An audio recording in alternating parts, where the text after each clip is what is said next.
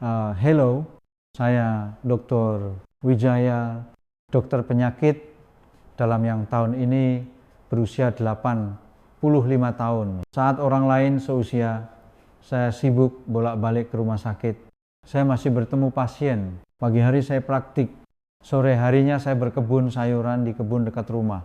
Setiap pagi saya bangun jam 6, jalan pagi selama 30 menit, dan mulai praktik jam 9. Praktik hanya sampai sebelum jam makan siang. Sore harinya saya mengurus kebun saya dan sedikit membantu kebun para lansia di desa. Ketika mendengar dokter berusia 85 tahun, gambaran seperti apa yang muncul di benak Anda? Apakah sosok yang duduk di kursi roda, atau sosok yang tinggal tenang di panti werda, atau sosok yang terbaring di tempat tidur dibantu perawat? Banyak orang ketika memikirkan dokter lansia membayangkan sosok yang sudah pensiun dan sakit-sakitan.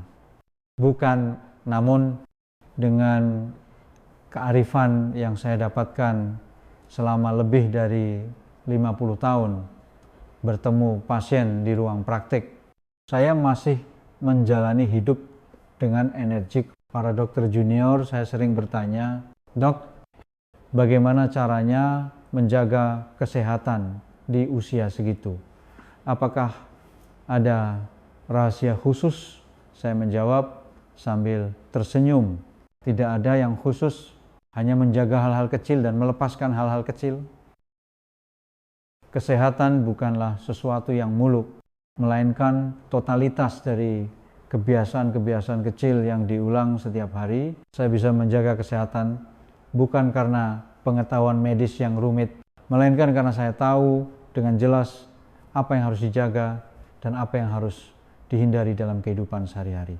Dan saya konsisten melakukannya, bukan metode kesehatan yang rumit dan sulit, melainkan praktik-praktik sederhana dan kecil yang bisa diikuti siapa saja. Pernahkah Anda hari ini merenungkan apa yang akan dijaga dan apa yang akan dilepaskan? Ada hal-hal yang harus dijaga, meskipun awalnya tidak nyaman. Dan ada hal-hal yang harus dilepaskan meskipun terasa manis. Terutama pada penyakit yang erat kaitannya dengan gaya hidup seperti diabetes. Perbedaannya akan terlihat semakin jelas. Saya punya seorang teman lama, Bapak Handoko. Kami seangkatan di Fakultas Kedokteran awal tahun 1960-an. Kami menjalani koas di universitas dan rumah sakit yang sama. Beliau menjadi spesialis endokrinologi. Saya menjadi dokter penyakit dalam umum. Meskipun menempuh jalan masing-masing, persahabatan kami terjalin lebih dari 50 tahun. Handoko adalah teman yang selalu percaya diri dengan kesehatannya. Saya tidak pernah pilek sekalipun. Saya tidak apa-apa makan banyak gula. Seringkali ia membanggakan diri. Seminggu 3-4 kali ia bermain golf. Dan di depan pasien ia terlihat seperti contoh kesehatan. Lalu dia awal usia 60, ia didiagnosis diabetes. Awalnya ia menganggap remeh, minum obat saja beres. Kan saya dokter endokrinologi, apa yang perlu dikhawatirkan, katanya. Meskipun memiliki semua pengetahuan medis, ia tidak mengubah kebiasaan-kebiasaan kecilnya. Kebiasaan minum 2 hingga 3 kaleng minuman manis dari mesin penjual otomatis di rumah sakit setiap hari. Menumpuk stres karena mempersiapkan presentasi hingga larut malam. Dan makan berlebihan setiap ada perayaan atau pertemuan. Akhirnya merusak kesehatannya. Gula darah Handoko semakin tinggi dan dosis obatnya terus bertambah. Awalnya dimulai dengan obat minum beberapa tahun, kemudian ia bahkan harus suntik insulin. Saya tidak apa-apa, terkontrol dengan baik, katanya, tetapi tubuhnya sudah mengirimkan sinyal berbagai komplikasi.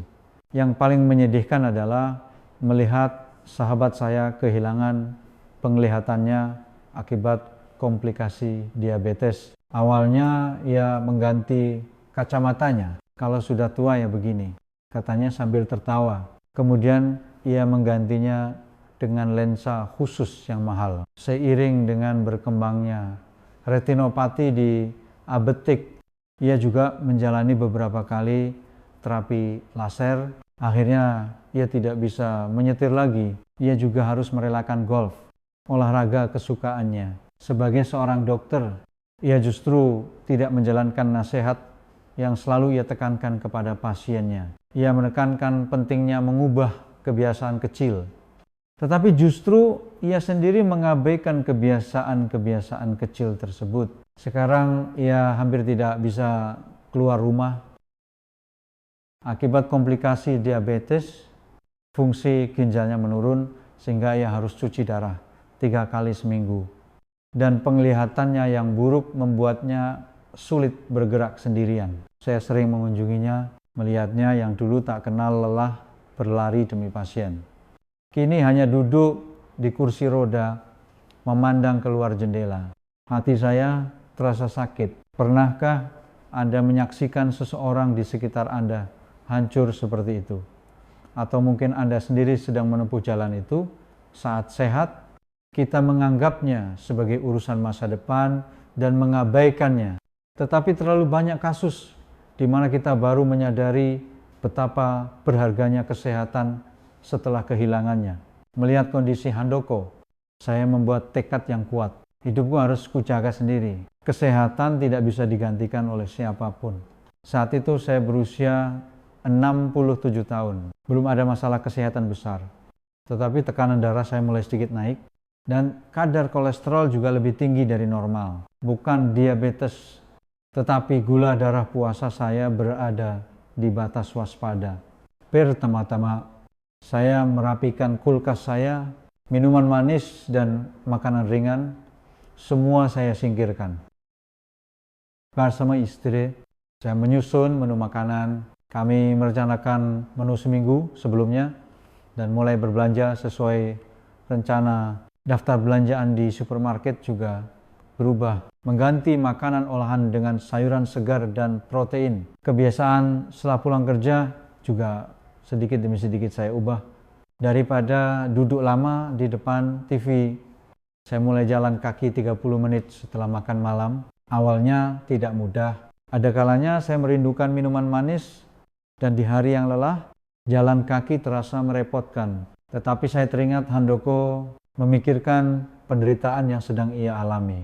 Ketidaknyamanan ini masih bisa saya tahan. Bukan perubahan besar yang saya mulai. Saya hanya mulai mempraktikkan dan menjaga hal-hal kecil setiap hari. Sebagai seorang manusia sebelum menjadi dokter, saya belajar cara merawat diri sendiri.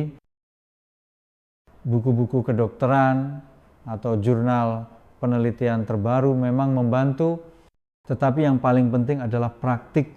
Saya menyadari ada perbedaan besar antara mengetahui dan melakukan. Sekitar setahun kemudian, perubahan mulai terlihat. Berat badan saya turun 5 kg dan tekanan darah kembali normal. Kadar kolesterol juga membaik dan gula darah puasa pun stabil. Yang paling berbeda adalah suasana hati saya. Saya merasa lebih berenergi dan tubuh terasa ringan saat bangun pagi. Saya bisa menjaga kesehatan tanpa bergantung pada obat-obatan. Hingga saat ini saya menjalani hidup dengan sehat, baik fisik maupun mental. Sekarang saya akan memberitahukan metode-metode konkret yang saya praktikkan, terutama kebiasaan-kebiasaan penting untuk pencegahan dan pengelolaan diabetes. Cerita ini harus didengarkan sampai akhir agar Anda memahami alur keseluruhannya demi kesehatan Anda. Silakan tonton video ini sampai selesai, dan jika Anda merasa informasi ini bermanfaat, silakan tekan tombol subscribe dan like. Itu akan menjadi kekuatan untuk menyampaikan kearifan sehat ini kepada lebih banyak orang. Satu tindakan kecil Anda bisa mengubah hidup seseorang. Sekarang saya akan menyampaikan 3 hal yang wajib dilakukan untuk pencegahan dan pengelolaan diabetes. Selama lebih dari 50 tahun sebagai dokter, Saya telah bertemu ribuan pasien. Berdasarkan pengalaman tersebut dan penelitian medis terbaru, saya telah merangkum metode-metode yang paling efektif. Hanya dengan konsisten menjaga 3 hal ini, gula darah Anda akan stabil secara luar biasa. Pertama, pastikan untuk sarapan. Jika melewatkan sarapan, tubuh kita akan mengalami pengaturan gula darah yang tidak stabil. Setelah berpuasa lebih dari 8 jam semalaman, sarapan yang tepat adalah kunci untuk menstabilkan gula darah sepanjang hari.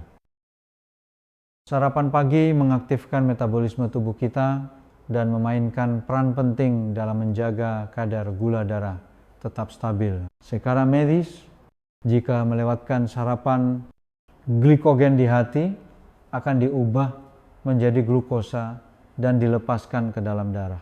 Ini disebut fenomena fajar yang dapat menyebabkan gula darah puasa di pagi hari menjadi tinggi. Sarapan secara teratur dapat meringankan fenomena ini dan meningkatkan sensitivitas insulin.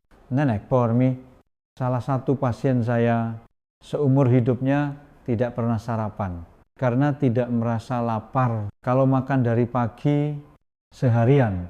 Jadi makan terus. Katanya bahkan setelah didiagnosis diabetes pada usia 72 tahun, ia tidak bisa mengubah kebiasaannya. Pengaturan gula darahnya tidak baik, sehingga dosis obatnya harus terus ditingkatkan. Suatu hari, saya menyarankan Nenek Parmi untuk mencoba sarapan meskipun hanya sedikit selama 10 hari saja. Awalnya beliau menolak, tetapi akhirnya memutuskan untuk mencoba. Setelah mulai sarapan secara teratur, secara mengejutkan, gula darah puasanya turun sekitar 30 mg, DL, dan kebiasaan makan berlebihan saat makan siang juga berkurang. Katanya, di hari yang sibuk, sebutir telur rebus dan segenggam kacang-kacangan sudah cukup. Meskipun tidak ada waktu untuk menyiapkan sarapan lengkap, usahakan untuk tetap makan sesuatu.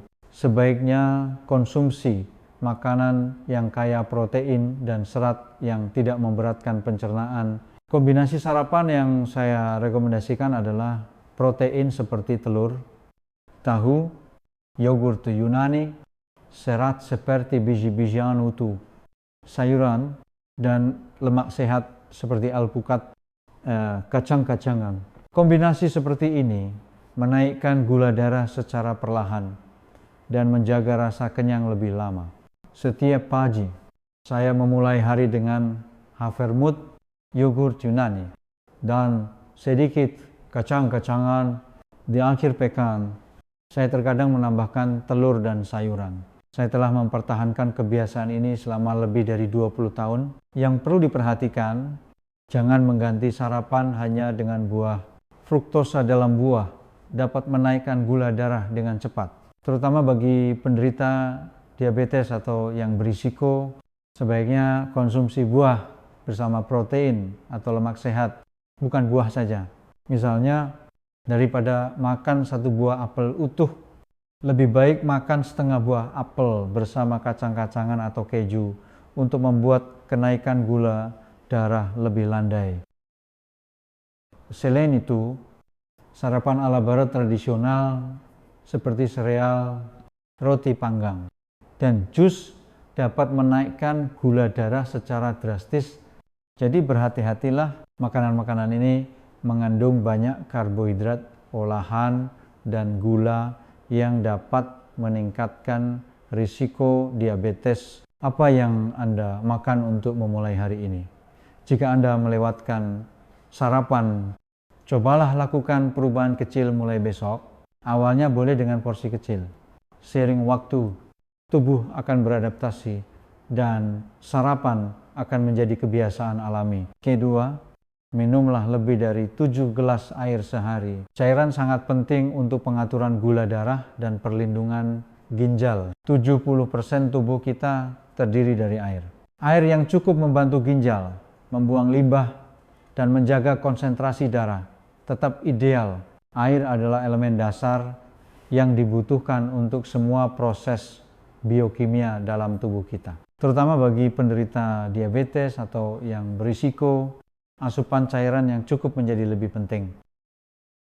Karena jika gula darah tinggi, lebih banyak cairan akan keluar melalui urin, sehingga risiko dehidrasi meningkat. Selain itu, ketika konsentrasi glukosa dalam darah tinggi, cairan yang cukup membantu mengencerkannya. Kakek Joko yang tinggal di Jawa Tengah hanya minum kopi dan minuman keras. Akhirnya menderita penyakit ginjal diabetik parah selama lebih dari 40 tahun. Ia memiliki kebiasaan minum kopi di pagi hari, soda di siang hari, dan minuman beralkohol di malam hari. Air putih tidak enak, jadi saya tidak minum, katanya pada usia 75 tahun. Penyakit ginjal diabetiknya memburuk hingga harus dirawat di rumah sakit. Fungsi ginjalnya hanya tersisa 40%. Saya menasihatinya untuk membiasakan diri minum air secara teratur. Awalnya ia menolak, tetapi saya memberitahukan cara menambahkan irisan lemon atau mentimun ke dalam botol air untuk memberi rasa. 6 bulan kemudian fungsi ginjal kakek Joko pulih hingga 60%. Dan pengendalian gula darahnya juga menjadi jauh lebih mudah. Ternyata ada cara sesederhana ini. Kenapa tidak saya mulai dari dulu? Sesalnya. Sebaiknya minum sedikit demi sedikit secara berkala sebelum dan sesudah makan. Lebih efektif minum sedikit tapi sering daripada minum banyak sekaligus. Terutama segelas air 30 menit sebelum makan juga membantu mengendalikan nafsu makan. Faktanya, ada penelitian yang menunjukkan bahwa minum air sebelum makan dapat mengurangi porsi makan sekitar 10%. Tips dari saya adalah minum segelas air begitu bangun tidur, segelas 30 menit sebelum setiap makan, segelas 2 jam setelah makan, dan segelas 1 jam sebelum tidur. Totalnya menjadi 7 gelas. Jika minum secara teratur seperti ini, Anda tidak akan lupa dan bisa mendapatkan asupan cairan yang cukup. Namun, air yang terlalu dingin dapat mengganggu pencernaan. Jadi, sebaiknya minum air suhu ruangan atau hangat. Selain itu, bagi penderita penyakit ginjal, sebaiknya konsultasikan dengan dokter untuk mengatur jumlah asupan cairan yang tepat. Jika menderita gagal jantung, asupan cairan yang terlalu banyak juga bisa menjadi masalah. Jadi konsultasikan dengan dokter spesialis. Apakah saat ini ada segelas air di dekat Anda? Jika tidak, segera siapkan sekarang. Satu tindakan kecil adalah langkah pertama untuk menjaga kesehatan Anda. Ketiga, lakukan olahraga jalan kaki 10 menit sehari. Jalan kaki ringan dapat menstabilkan gula darah dan bahkan mencerahkan suasana hati, meningkatkan sensitivitas insulin, dan membantu otot menggunakan glukosa secara efektif. Bapak Chandra yang tinggal di Surabaya, setelah didiagnosis diabetes, mulai berjalan kaki 10 menit setiap hari. Awalnya ia merasa pusing hingga hampir jatuh, tetapi setelah 6 bulan dosis obat diabetesnya berkurang separuh. Mulailah dari gang dekat rumah di pagi hari yang cerah. Jangan memaksakan diri dari awal. Penting untuk meningkatkan jumlah langkah secara perlahan. Saat berjalan, bernapaslah dalam-dalam dan jaga postur tubuh tetap tegak agar lebih baik. Yang perlu diperhatikan adalah sepatu bagi penderita diabetes. Perawatan kaki sangat penting. Kenakan sepatu yang nyaman dan pas di kaki. Dan periksa kondisi kaki sebelum dan sesudah berjalan. Di hari ketika sulit untuk berjalan, cobalah lakukan peregangan sambil duduk. Hari ini, maukah Anda berjalan 10 menit untuk diri sendiri?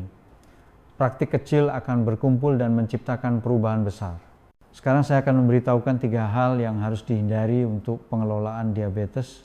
Hanya dengan menjauhi hal-hal ini, gula darah Anda bisa stabil secara signifikan. Pertama, jauhi makanan dan minuman manis. Kue kering, minuman bersoda, jus buah kemasan, semuanya menaikkan gula darah dengan cepat. Makanan-makanan ini memberikan kepuasan sesaat, tetapi menyebabkan lonjakan gula darah dan merangsang sekresi insulin secara berlebihan. Pak Yohan, salah satu pasien saya, selalu minum kopi dengan gula di kantor. 6 cangkir sehari. Selama 30 tahun ia menjalani kebiasaan itu hingga nyaris kehilangan sebelah kakinya akibat komplikasi diabetes. Baru setelah mengganti kopinya dengan kopi tanpa gula, gula darahnya mulai stabil sedikit demi sedikit. Jangan hanya percaya pada label bebas gula, pastikan untuk memeriksa komposisinya. Ada banyak pemanis dengan nama berbeda, tetapi fungsinya sama seperti gula. Bahan seperti fruktosa, dextrosa, maltodextrin juga dapat menaikkan gula darah. Sebagai alternatif, biasakan minum air putih dingin atau teh tawar. Jika ingin rasa manis, memanfaatkan aroma kayu manis atau vanila juga bisa menjadi pilihan. Apakah Anda tergoda untuk mencicipi makanan manis? Meskipun hanya sedikit, pikirkan kesehatan Anda 10 tahun ke depan, bukan kepuasan sesaat ini. Kedua, hindari makan berlebihan atau makan sekaligus dalam porsi besar. Jika makan banyak sekaligus, gula darah akan melonjak drastis. Makanan dalam jumlah banyak yang masuk ke lambung memerlukan waktu cerna yang lama, sehingga gula darah akan tetap tinggi untuk waktu yang lama.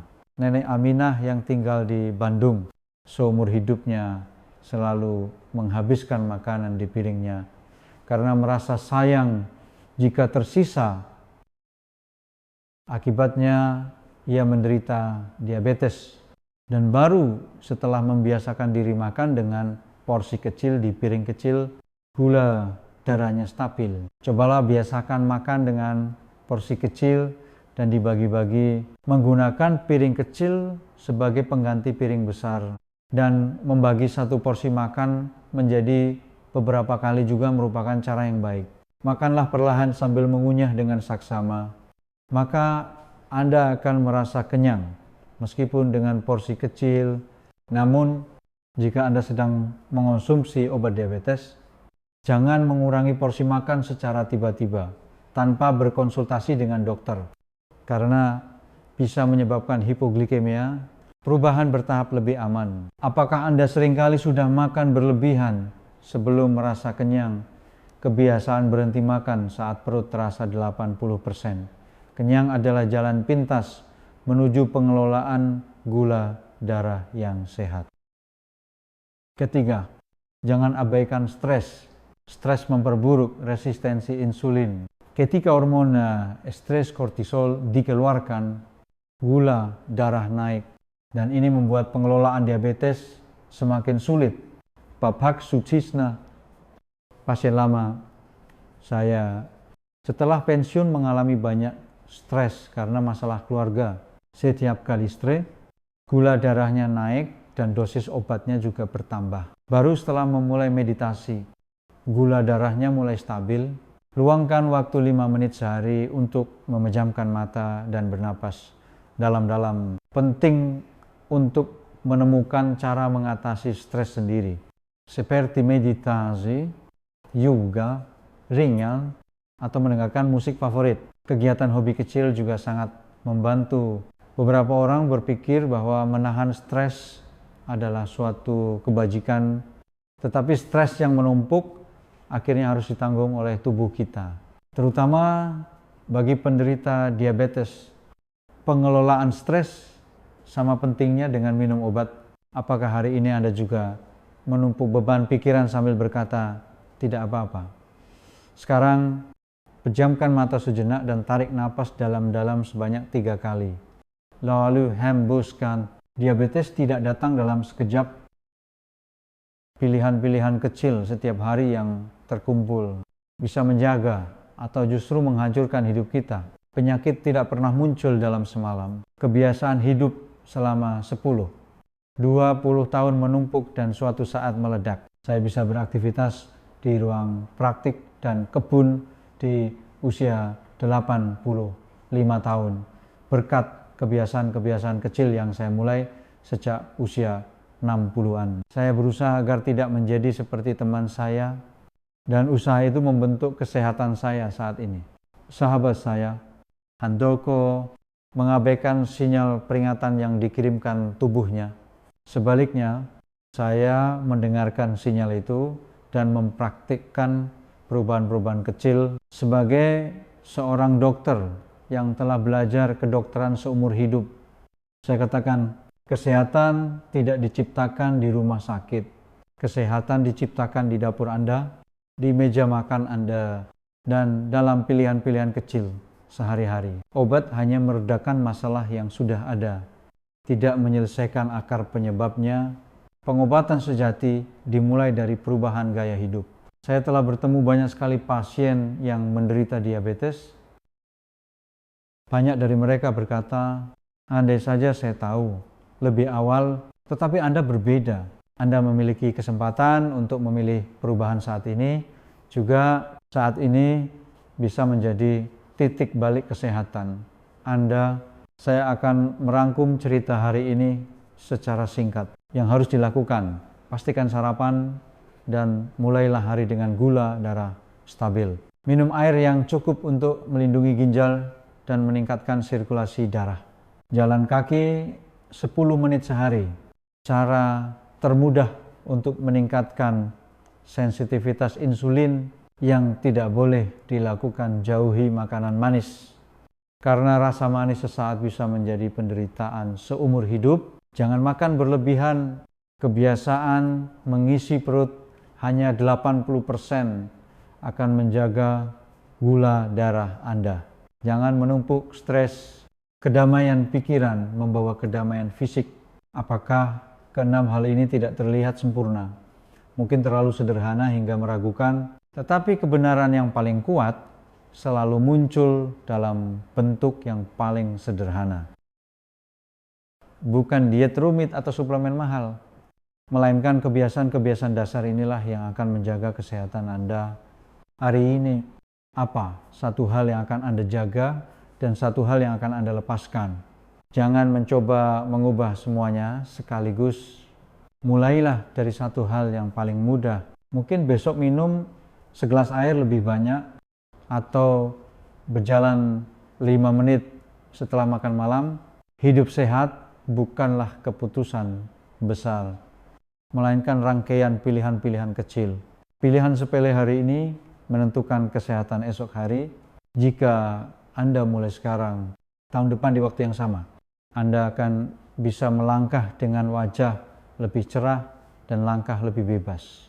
Ada pepatah yang mengatakan bahwa diabetes bukanlah penyakit, melainkan gaya hidup. Pilihan kita akan membentuk kesehatan kita. Di video selanjutnya, saya telah menyiapkan 3 kebiasaan kecil namun kuat untuk mencegah komplikasi diabetes. Ini adalah informasi khusus bagi Anda yang sudah menderita diabetes atau memiliki keluarga dengan riwayat diabetes. Bagaimana cara mencegah kerusakan mata, ginjal, dan pembuluh darah akibat diabetes? Saya akan berbagi rahasia yang saya temukan melalui pengalaman klinis selama 50 tahun. Pastikan untuk menyimaknya. Dukungan Anda melalui subscribe dan like akan membantu informasi berharga ini tersebar ke lebih banyak orang.